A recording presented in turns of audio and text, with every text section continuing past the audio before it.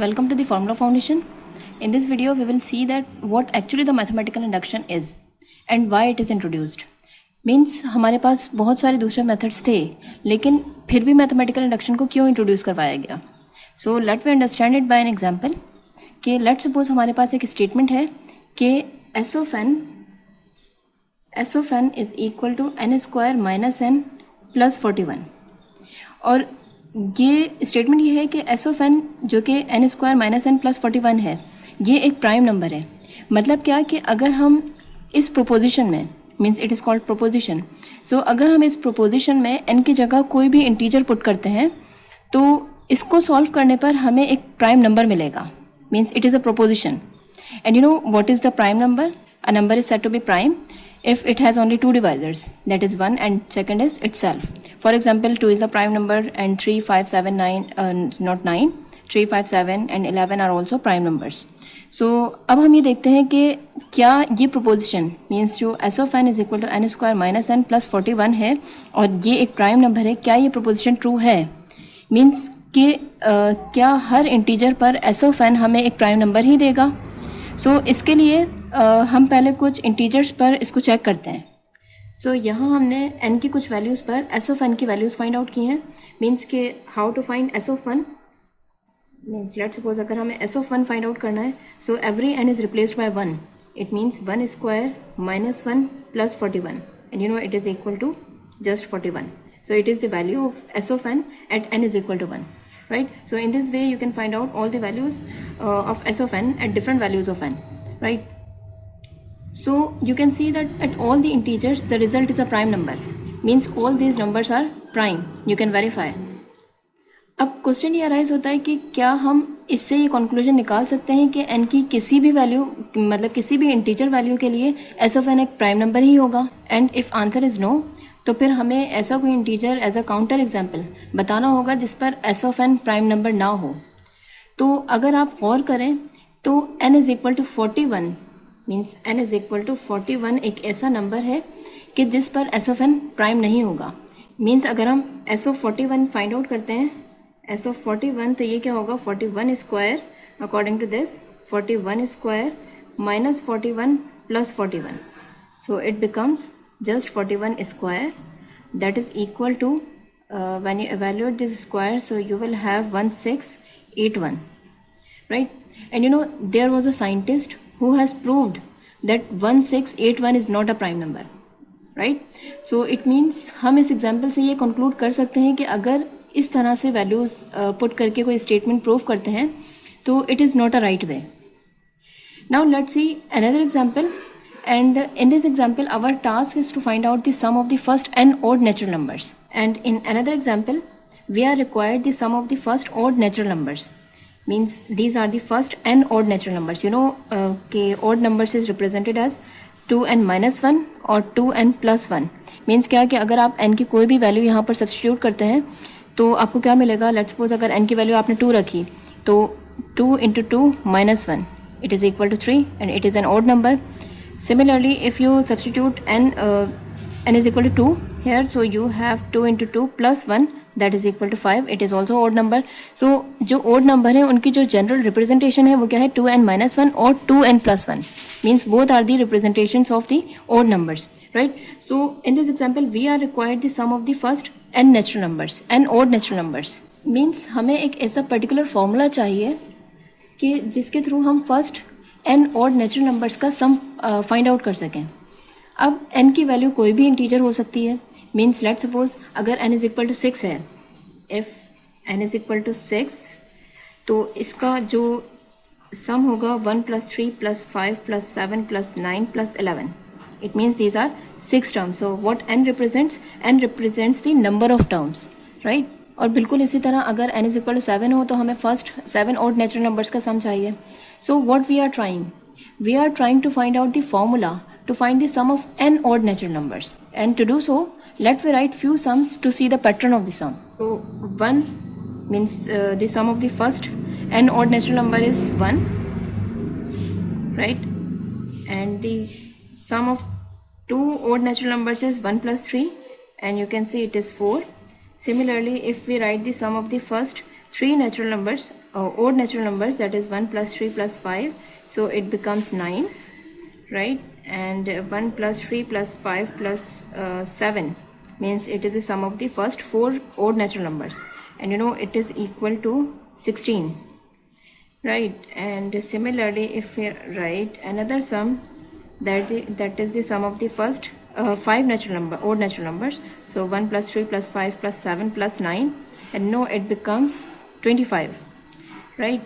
And I have to write another one, that is 1 plus 3 plus 5 plus 7 plus 9 plus 11, and you know it becomes what, 36, right? Now you can see that 1 can be written as 1 square, right? And this 4 can be written as 2 square, 9 can be written as 3 square, and this 16 can be written as, you know, 4 square, right? And it is 5 square, and it is what, 6 square. So what you noticed here means, यहाँ आप notice करें कि जो n की value है उसी का square उसका सम है। जैसे कि यहाँ 3 टर्म्स हैं, तो जो सम है वो क्या है, 3 स्क्वायर। इसी तरह अगर ये कितने टर्म्स हैं, 5 टर्म्स हैं, तो इसका स्क्वायर क्या है, 5, इसका जो सम है वो क्या है, 5 square, and so on so forth. So we have concluded from here कि अगर नंबर ऑफ टर्म्स n है तो उसका सम क्या होगा, n square, means 1 plus 3 plus 5 plus 7 plus 9 plus up to 2n minus 1 means these are n number of terms. So इसका सम क्या होगा, n स्क्वायर, राइट? अब अगर हम प्रीवियस एग्जाम्पल को कंसिडर करें तो हम देखते हैं कि अगर हम इस तरह से कोई कंक्लूजन निकालते हैं कि जिस तरह हमने कहा कि अगर इस पैटर्न को फॉलो करते हुए हमने कहा कि इस n जो फर्स्ट n और नेचुरल नंबर्स हैं उनका सम क्या है, n स्क्वायर है, तो प्रीवियस एग्जाम्पल को कंसिडर करते हुए अगर हम देखें तो इस तरह से कोई कंक्लूजन अगर हम निकालते हैं, so it might be wrong. Now at this stage we are required a particular method कि जिसके थ्रू हम ये प्रूव कर सकते हैं कि हमने ये जो जनरल फॉर्मूला ड्राइव किया है it is valid for every integer, क्योंकि हमारे लिए ये तो पॉसिबल नहीं है कि हम इस स्टेटमेंट को या इस प्रोपोजिशन को हर इंटीजर के लिए चेक करें। सो इसके लिए एक मेथड इंट्रोड्यूस करवाया गया, that is called a mathematical induction. Means mathematical induction के थ्रू हम इस तरह के स्टेटमेंट्स को प्रूव कर सकते हैं। Actually the purpose of mathematical induction is to be able to prove that an equation works for all natural numbers without actually calculating each one individually, right? So now before solving questions, a few of things to notice. So firstly, let's suppose हमारे पास एक proposition है s of n. Proposition means क्या कि let's suppose हमारे पास ये जो sum था first और n natural numbers का, तो ये एक proposition है, right? So इसी तरह की अगर हमारे पास कोई proposition है s of n, तो हमें वो प्रोपोजिशन प्रूव करने के लिए सबसे पहले हम इसको चेक करते हैं कि whether it is true for n is equal to 1 और नॉट। लेकिन ज़रूरी नहीं है कि हम n इज इक्वल टू 1 के से ही स्टार्ट करें, बल्कि हम ये चेक करते हैं कि ये n की सबसे स्मॉलेस्ट वैल्यू के लिए ट्रू है या नहीं, राइट? फिर हम आगे प्रोसीड करते हैं, यानी कि हमने पहले n इज इक्वल टू 1 के लिए प्रूव किया कि ये proposition n is equal to 1 के लिए ट्रू है। फिर अगर वो n इज इक्वल टू 1 के लिए ट्रू हो जाती है तो फिर हम सेकंड स्टेप में एक अजम्पशन करते हैं कि it is true for n is equal to k। Means हमने पहले चेक किया n इज इक्वल टू 1 पर, और फिर हमने एक अजम्पशन की कि it is true for n is equal to k, right? It is true means it is the first step, and in the second step we will assume that it is true for n is equal to K, right? अब यहाँ confuse होने की ज़रूरत नहीं है कि हम कैसे अज्यूम कर लें कि ये n इज इक्वल टू के के लिए ट्रू है। देखिए मतलब क्या है कि n इज इक्वल टू के की अजम्पशन का कि लेट्स सपोज अगर ये n इज इक्वल टू 1 के लिए ट्रू है, तो अगर हम अज्यूम करें कि k इज इक्वल टू 1 है लेट्स सपोज, तो हम क्या कह रहे हैं कि अगर ये n इज इक्वल टू 1 के लिए ट्रू होगी तभी ये n इज इक्वल टू 2 के लिए ट्रू होगी, and so on so fourth. तो यहाँ n इज इक्वल टू के का क्या मतलब है कि आपने ये अज्यूम किया, मतलब कि आपने ये अजम्पशन करनी है कि आपने n की जिस वैल्यू के लिए इसको प्रूव करना है उससे जस्ट पहले वाली टर्म के लिए ये ट्रू है। तो इसको हम जनरली कैसे कहते हैं कि if it is true for n is equal to K then we shall prove that, means at the third step we shall prove that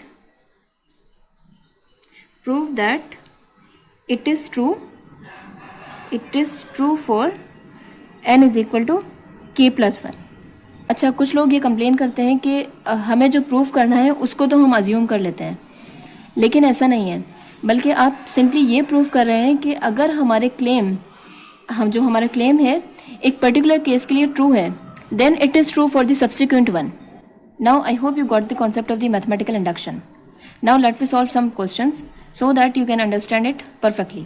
So first let me prove the same statement, that is the sum of the first odd natural numbers is n square. Now in this example we have to prove that the sum of the first odd natural numbers is n square by using the mathematical induction. So now to do so, first we prove it for n is equal to 1, right? So it's a solution for n is equal to 1. So means let's suppose this proposition is s of n. So s of n is equal to 1 plus 3 plus 5 plus 7 plus 9 plus up to 2n minus 1 is equal to n square, right? Now let me check for n is equal to 1. So it becomes s of 1 and it is equal to just 1, right? Means अगर हम सिर्फ left hand side consider करें तो s of 1 क्या होगा, सिर्फ first term का सम, और अगर हम राइट हैंड साइड पर देखें तो ये क्या है n स्क्वायर, और n क्या होगा, मीन्स यहाँ पर हमने फर्स्ट टर्म देखी है, मतलब कि सिर्फ एक टर्म देखी है, तो उसका सम क्या होगा 1 square. So according to this 1 square is equal to 1. So it means this proposition is true for n is equal to 1, right. Means अगर आपको n इज इक्वल टू 2 के लिए चेक करना हो तो फिर आप क्या करेंगे, अगर हम यहाँ देखते हैं s ऑफ 2, तो s ऑफ 2 का मतलब क्या है कि sum of the first two terms that is 1 plus 3 and it is equal to 4, and on the right hand side it is n square. Means आप क्या चेक करेंगे, अब यहाँ पर n इज इक्वल टू 2 है, मीन्स यहाँ पर n क्या रिप्रेजेंट कर रहा है, n रिप्रेजेंट कर रहा है नंबर ऑफ टर्म्स, राइट. सो अब n क्या होगा, n square means 2 square that is 4. Means ये प्रोपोजिशन 2 के लिए भी ट्रू है, लेकिन अभी हमें मैथमेटिकल इंडक्शन के लिए सिर्फ यही चेक करना है कि whether it is true for n is equal to 1 और नॉट, राइट. सो हमने यहाँ पर देखा कि this proposition is true for n is equal to 1. It is the first step of the mathematical induction, right. Now in the second step, it is the first step, and in the second step what we have to do, we will assume that, means assuming that s of n is true for n is equal to k, right. Means जो second step है उसमें हम क्या करते हैं, हम एक assumption करते हैं कि ये जो proposition, given proposition है, ये true है n is equal to k के लिए, right. And in the third step what we have to do, we will prove that, or we shall prove that s of n is true for n is equal to k plus 1. Means n is equal to k ये है, तो k plus 1 क्या है, इसका successor है, right. Means जो k plus 1 term है ये k की सक्सेसिव टर्म है, और जो k है ये k plus 1 की प्रीडिसेसर है, राइट. सो अब हमें क्या करना है, अगर हमने ये प्रूव कर लिया, मीन्स जो हमारे पास थर्ड स्टेप में है कि अगर हमने ये प्रूव कर लिया कि s ऑफ n जो गिवन प्रोपोजिशन है वो n is equal to k plus 1 के लिए ट्रू है, सो इट मीन्स ये जो प्रोपोजिशन है ये तमाम इंटीजर्स के लिए ट्रू होगी, राइट. अब हम कैसे प्रूव करें कि ये जो प्रोपोजिशन है ये n is equal to k plus 1 के लिए ट्रू है, हम मतलब हमें किस तरह से प्रोसीड करना चाहिए. तो अब देखिएगा कि ये हमारे पास है सम, राइट. और ये क्या है, sum of n first and odd natural numbers.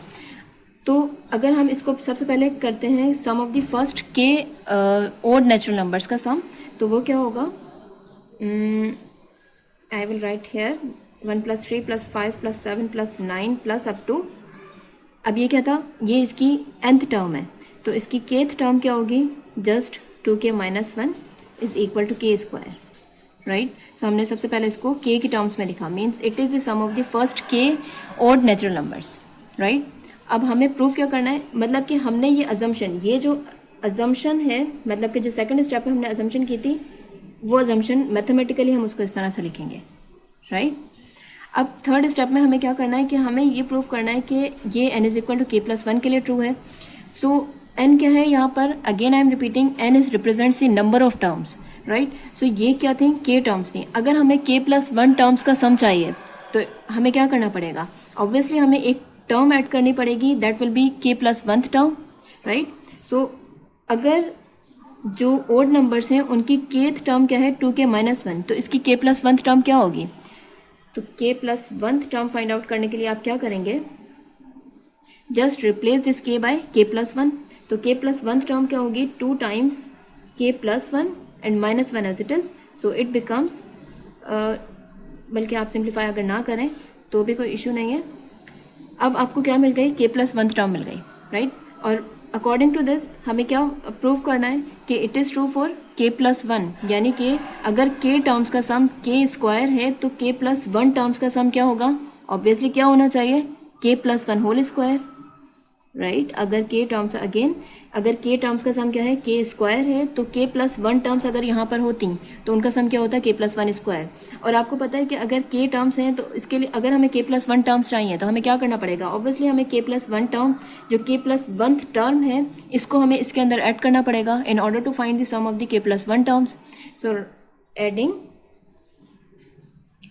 2 times k plus 1 minus 1 to both sides of 1, right? So it becomes 1 plus 3 plus 5 plus 7 plus 9 plus up to 2k minus 1, it is the kth term, and plus 2 times k plus 1 minus 1, it is the k plus 1 terms, k plus 1th term.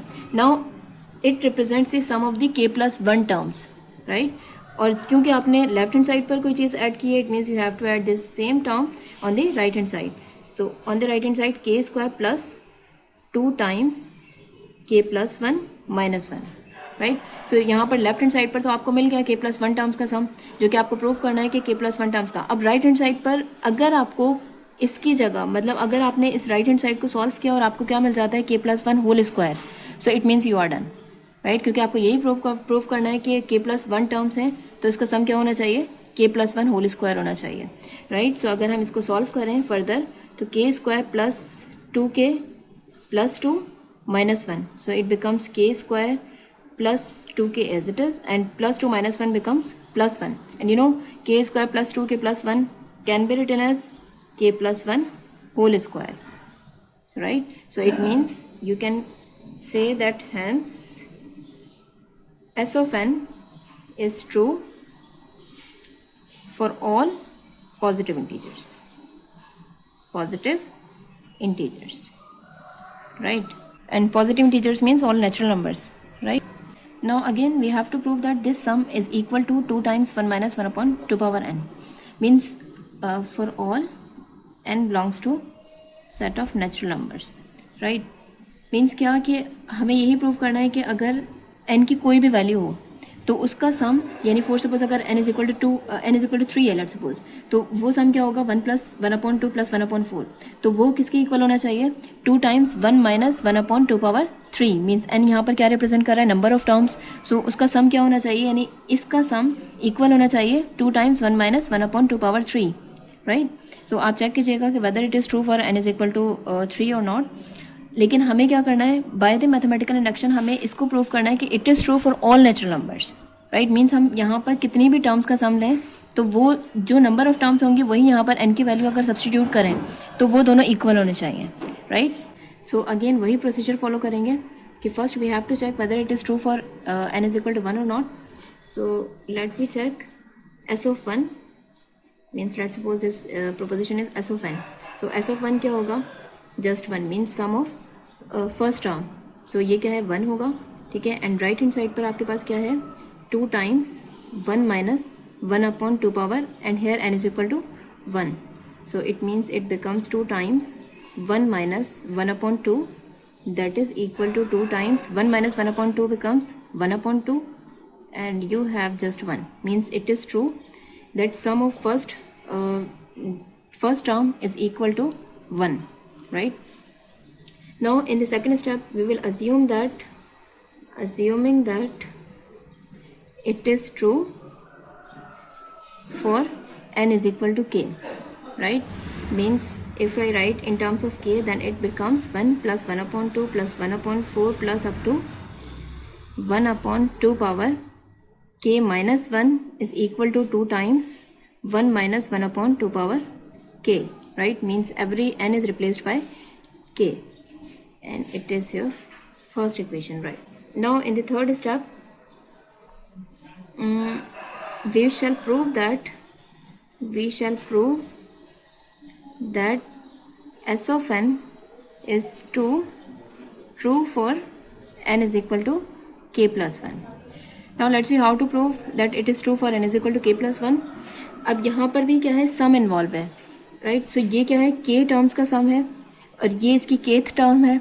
सो इसी तरह अगर k plus 1 terms का सम आपको चाहिए तो आप क्या करेंगे, आप पहले k plus 1 term find out करेंगे और फिर उस k प्लस 1 टर्म को दोनों साइड पर ऐड करेंगे, right, in order to find the sum of the k plus 1 terms, right. So k plus 1 term क्या होगी, अगर k टर्म है 1/2 power k minus 1, so k plus 1 term क्या होगी, k प्लस 1 टर्म होगी 1/2 power and k is replaced by k plus 1 and minus 1 as it is, so it means it becomes 1/2 power k.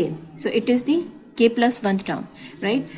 So अब क्या करेंगे, अगर हम इस k plus 1 term को दोनों साइड पर ऐड करें तो लेफ्ट हैंड साइड पर हमें k plus 1 टर्म्स का सम मिल जाएगा जो कि हमें प्रूव करना है, right. So adding 1/2 power k to both sides of 1.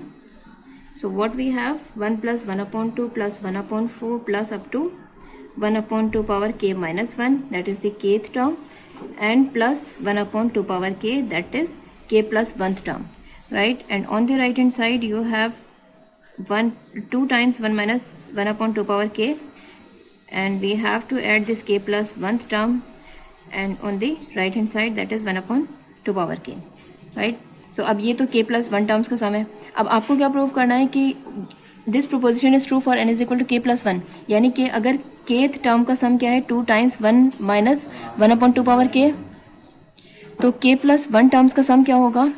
अगर हम यहाँ पर चेक करें कि k प्लस 1 टर्म्स का सम क्या होना चाहिए, तो 2 times 1 minus 1/2 power k plus 1 होना चाहिए, राइट. ऐसा ही है कि अगर k टर्म्स का सम क्या है 2 टाइम्स 1 माइनस 1/2 पावर k, तो k प्लस 1 टर्म्स का सम क्या होना चाहिए 2 times 1 minus 1/2 power k plus 1.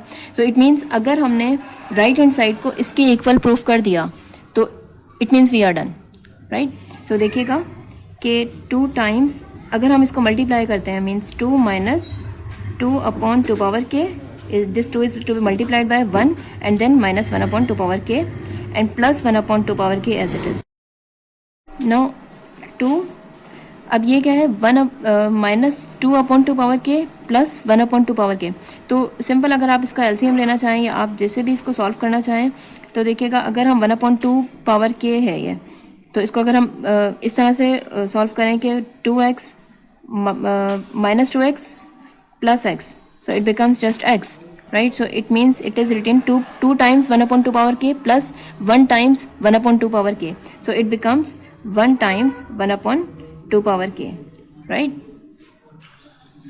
अब देखिएगा कि 2 times 1/2 power k है, so when you take out 2 as common, so what you have 2 times 1, यानी आपने यहाँ से 2 कॉमन लिया तो यहाँ पर क्या बाकी रहेगा 1 माइनस, और यहाँ पर तो 2 नहीं है और आप यहाँ इस टर्म से अगर 2 को कॉमन लेते हैं, so what you have to do, you have to multiply and divide by 2.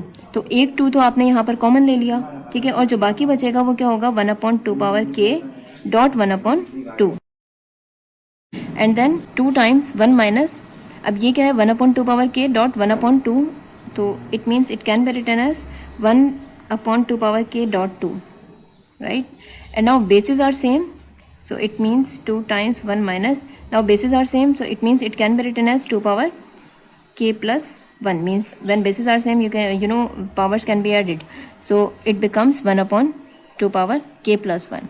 So hence you can say that hence s of n is true for all natural numbers, क्योंकि आपने ये वही prove करना था कि अगर k प्लस 1 टर्म्स होंगे तो उसका सम क्या होना चाहिए 2 times 1 minus 1/2 power k plus 1, which is same as this. So I hope you got it. In the next video we will solve some other questions. That's it.